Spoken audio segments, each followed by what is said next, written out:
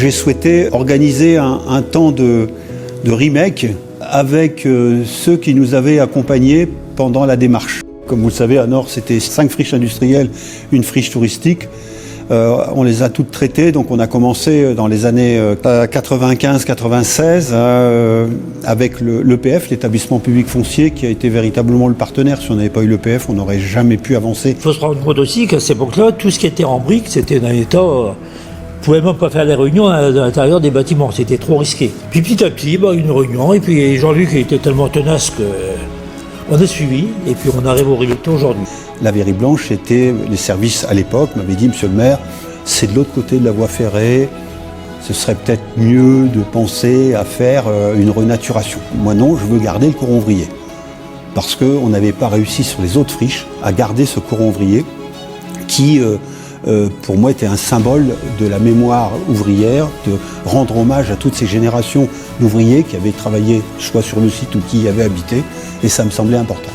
À un moment donné, le déclic qui fait que les choses sont devenues envisageables et possibles, c'est cette capacité à se dire qu'on rentre en mode projet, en travaillant ensemble, effectivement, avec le parc, avec l'État. Je pense que tout le monde autour de vous s'est mis autour de la table pour rendre ces choses-là possibles.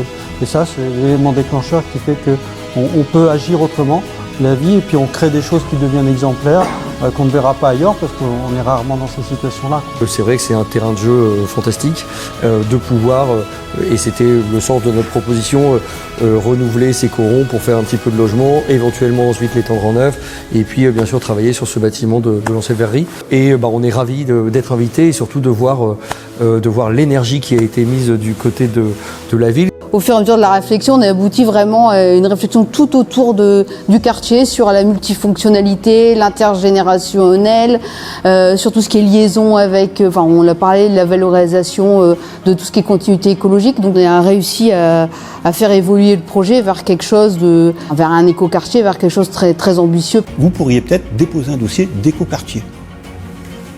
Avec Samuel, on s'est dit, oui, pourquoi pas, on a les billes, on verra bien. On a tenté.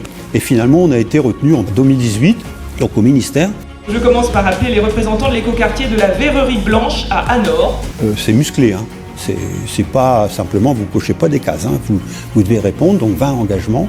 Voilà, 2018, on a réussi le challenge, on a été donc écoquartier étape 2. On était dans le renaître, aujourd'hui il y a de la vie, de l'habitat. Charge à nous maintenant de pérenniser tout ça et de faire en sorte que ça vive avec toute la philosophie que les uns et les autres ont pu y naître. C'est un travail largement partenarial, et je pense que c'est ce qui a fait la force du projet, et puis également que toute votre énergie.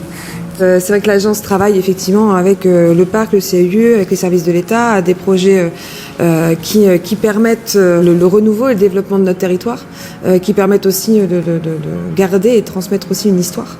Et voilà, c'est tout aussi l'ambition de l'agence de pouvoir être dans cet état d'esprit, être dans ce travail partenarial. On voit l'évolution, mais on voit pas aussi tous les dossiers, tous les efforts qu'il faut faire pour arriver là, en fait. Et il y a peut-être ce petit plus, ou il y a peut-être autre chose qui fait que ça s'est construit. On peut vous remercier.